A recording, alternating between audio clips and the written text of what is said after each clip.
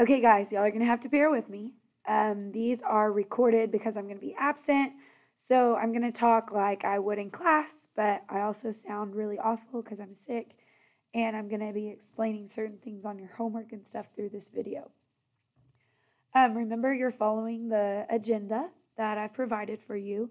That first order of business is to make sure you completed your bell ringers, numbers 7 through 10, and then you put those back on the board or up on the shelf, I apologize.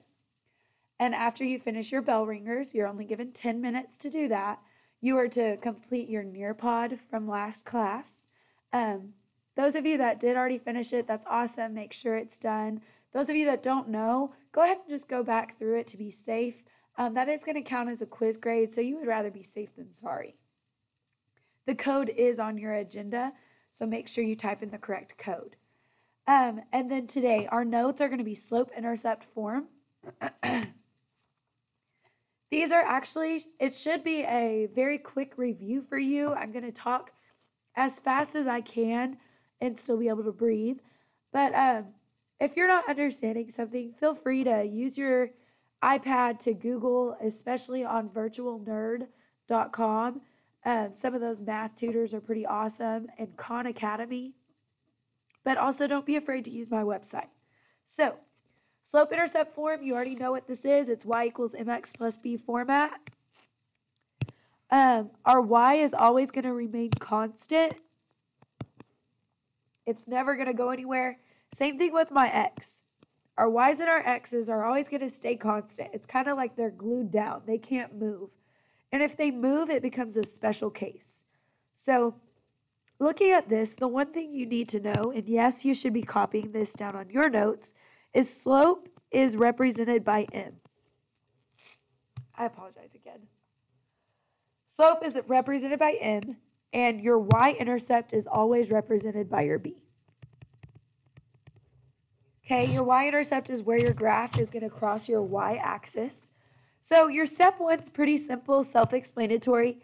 The only way we can graph the equations is if it's in y equals mx plus b format. So we're going to go ahead and write that down. Y equals mx plus b. Your second step is to be able to identify your slope, which is your letter m, and your y-intercept, which is your letter b. Your second or third step will be to plot your y-intercept on the y-axis. So that's where you begin everything. After that, you're going to follow your slope to create an additional 2 points. And by following your slope, I mean you're going to be doing your rise over your run. At the very end, we're going to connect all the dots and end the line in arrows, because it's going to continually go even though we're only showing a small portion of our graph. So, step one, make sure our equation is in y equals format. Looks good here on number 1. It's ready to go. So, step 2 is to be able to identify your slope, which is right here. And that would be -5 over 2. And also your y-intercept, okay? Your y-intercept is going to be right here. It's going to be the constant that's either added or subtracted from your original problem. So this is your b, and that happens to be a 5. Now, your third step is to plot your y-intercept on the y-axis. So that means we're going to go to our y-axis, which is the vertical axis, and go put a dot at 5. Then it's our job to find 2 more points on our line. So our rise over our run, we can go up 5, 1, 2, 3, 4, 5, and left 2 because it is negative, or we could go down 5 and right 2 to stay negative. Remember, our negative sign can be with the top number or the bottom number, but never both at the same time. It's just like an elevator. So it can be on the top floor or the bottom floor, but it can't be stuck in between. Okay? Once you've gotten your 3 dots, you could even have 4 if you wanted to, because you could go down 5 over 2, down 5 over 2 again. You could have up to 5 dots on this line. I know y'all will only want 3, so that's fine. Just make sure you use a straight edge, which is your calculator cover, to connect your dots. Coach Williams does not have a straight edge, so she's just going to do the best she can. Ugh. And from there, we always end in arrows because we've got to indicate that this pattern or this constant rate of change is going to continue on. Now, the only other thing we need to be able to identify is our y-intercept, or our x-intercept, which is where it crosses our x-axis. That happens to be at 2, 0. And the other name for x-intercept is 0, so our 0 for this problem is 2. Pretty simple, not too hard. Second example, y equals -2 plus 4x. We're supposed to check that this is in y equals mx plus b format. It is, it's just in a different order, so you've got to recognize that. Your m is always going to be in front of your x. Your b is always going to be either added or subtracted to it. So let's identify our slope, which is 4. And if we're writing that as a rise over run, we're going to put 4 over 1 because anything over 1 is still itself. And then our y-intercept is our b, which is -2 in this problem. So we're going to start at -2 with our dot. Then we're going to do our rise of 4. 1, 2, 3, 4. And we're going to run once to the right because it's positive. Now we can continue that pattern. 1, 2, 3, 4. Run once to the right because it's positive. We could continue it again if we wanted to. The other way is to go down 4 and left 1 because when you connect these two dots, it's still going to stay as a positive line. So it's the same rate of change. You're going to end in arrows. Make sure you make your graph go all the way off the coordinate plane so that you can indicate to whoever's looking at this that it continues on forever. Now, the other thing you need to be able to identify is your 0. Your 0 is where it crosses your x-axis. Right here, kind of looks like it's halfway in between 0 and 1, so we're going to call that 0.5, 0. Therefore, our 0 is 0.5. Very simple. Don't overthink it. Last example. We need to first check to make sure it's in y equals mx plus b format. And this guy is missing the mx portion. Because it's missing something, that means it's a special case. It's either Hoy or Vux. And this so happens in our original equation to have a y. So therefore, it is a Hoy case because that's the special case that has a y in its acronym. And if you've forgotten, Hoy stands for horizontal, slope of 0, y equals a number. So all we have to do is we go to our y equals, or our y-axis, and we're going to go down to -4 and put a dot. We're going to draw a horizontal line through it and end in arrows. This is an easy one. We just indicate that our slope is 0. Our y-intercept is very simple. It's -4 because it was our b in this original problem. Okay. Then everything else is pretty easy because it never crosses our x-axis. Therefore, there is none. And if there is no x-intercept, there is also no 0.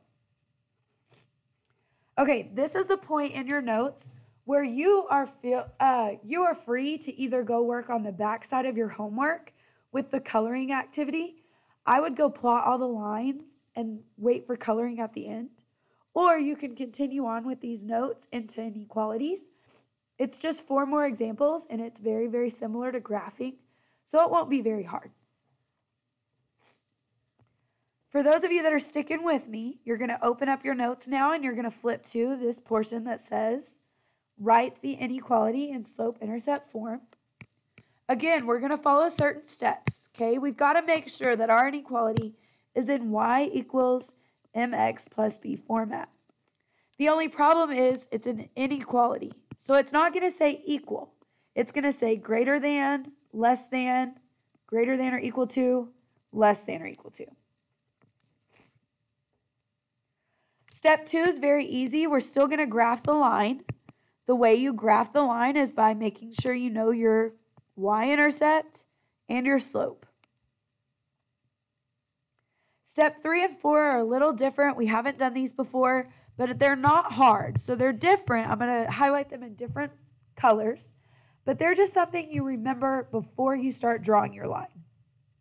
So what we really need to know is that a solution to a linear inequality is a point within the shaded region.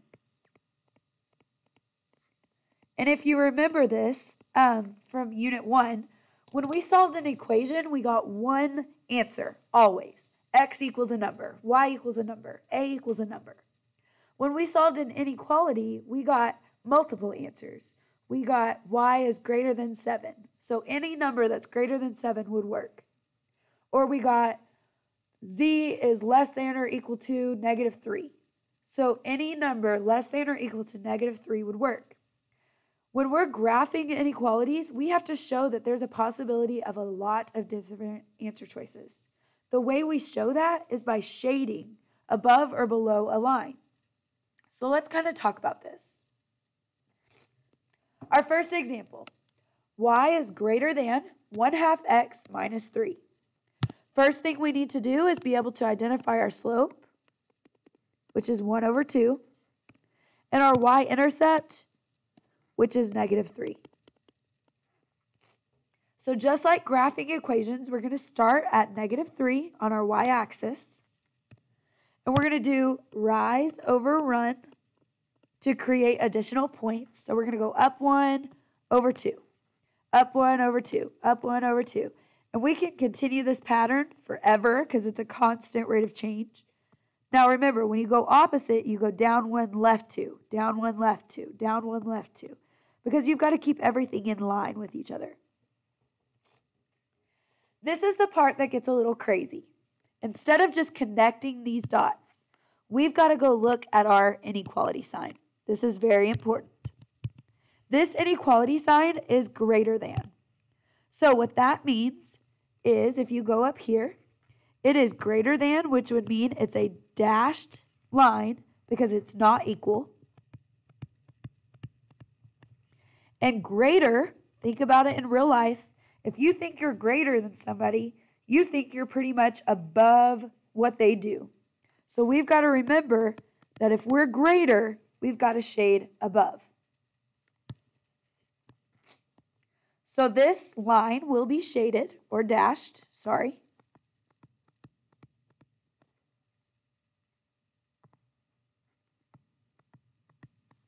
And it's going to be shaded above the line. So we're going to take and we're going to dash our line. And you've got to make sure that I can tell it's dashed. There's got to be an obvious break in the line. You still end in arrows. And the way we shade is we are going to shade above. So we're going to go to our y-intercept and draw a line that goes above it. And that is where we shade. So anything that we shade is above that line.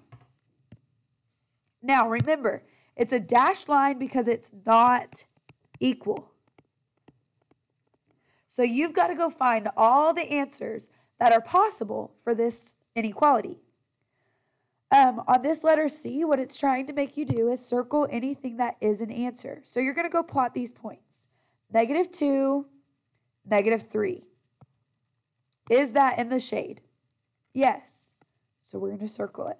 It's a possible answer choice. +3, -3. Is that in the shade? No. So it won't be an answer. And then 2, -2. Is that in the shade? No. But it's on the line. And the line means not equal. So since it is not equal, It is not an answer choice. Let's look at number 2.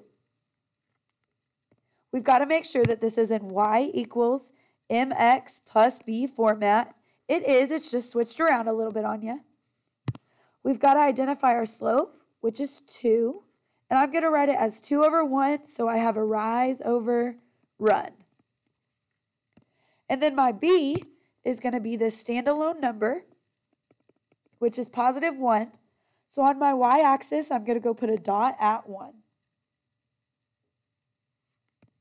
Then I'm going to rise 2, run 1, rise 2, run 1, rise 2, run 1, rise 2, run 1. I'm going to do the opposite from the origin. Down 2, left 1, down 2, left 1, down 2, left 1, down 2, left 1, down 2, left 1. You don't have to do this many dots on your homework, but it does help you understand what the line looks like. Now, this is the part that's different. We're going to go look at our inequality sign. And this tells me it is less than and equal. So since it's equal, we get to draw a solid line. Just like our normal equations, when they're equal, we drew a solid line. So when this has an equal line, we draw a solid line as well. Now less means below because it's less than. It's lower. Less is low. So we're going to shade below. The way we're going to do that is we're going to go to our y-intercept. We're going to draw an arrow down. And wherever that arrow goes, that is going to be where we shade. So on the lower side of our graph. Now we're going to test some points. Okay, we're going to go to -1, -2. That is in the shade, so we're going to circle it. We're going to go to 2, 5, and that happens to be on the line. This line's different because it is equal. So therefore, this is an answer.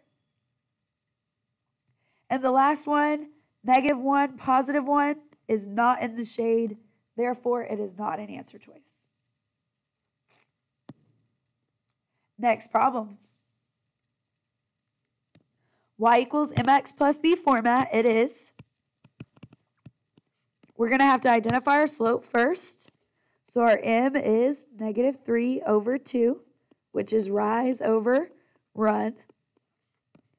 Then we're going to look at our y-intercept, which is +3. So that means on my y-axis, I get to go .3.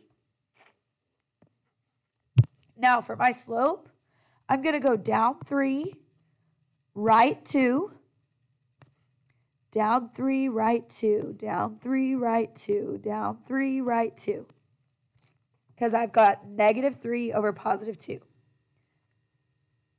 Now, I'm going to go back to my origin.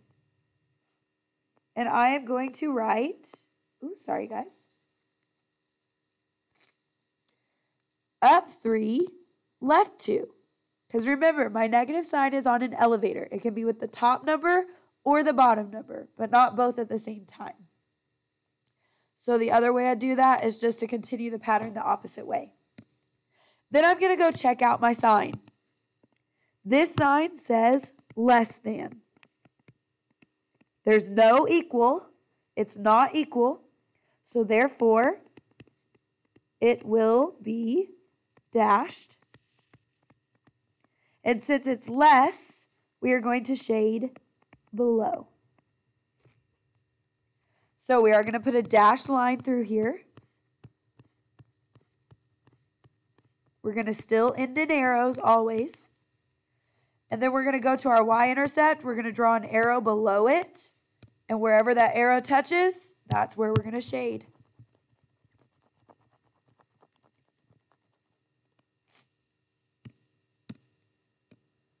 Once you've done that, you can test the points. We're going to go to -5, +5.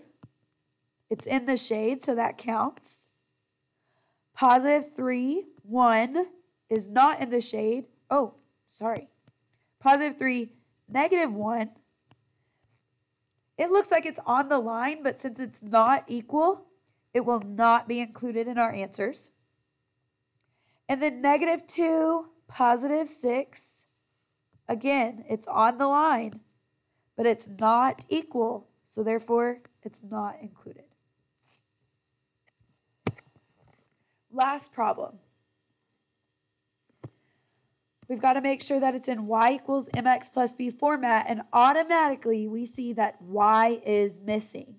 So since something is missing, we need to be thinking hoy or vux. Well, guys, this has an x, therefore it is a vux situation, which means we're going to have a vertical line with an undefined slope, and it's going to cross my x-axis. So at x, I'm going to go to 3 and put a dot.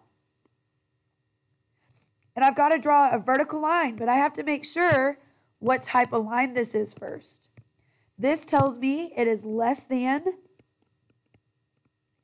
and equal. So since it's equal, I get to draw a solid line through my point. It is solid, it is vertical, and it goes straight through my point. The other thing is I need to shade less, which means shade below. But there's no way to shade below on a vertical line. So you just have to be logical here, guys.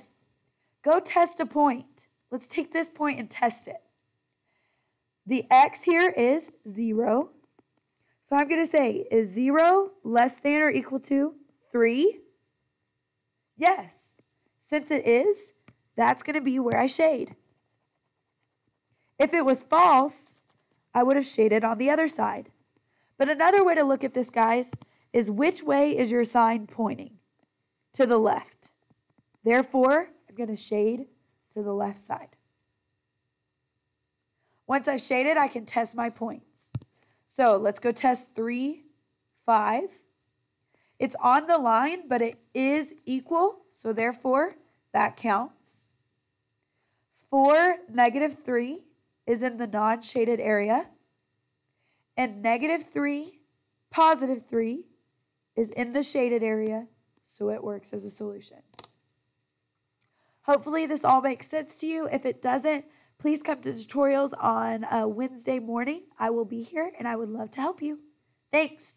Make sure you do your homework.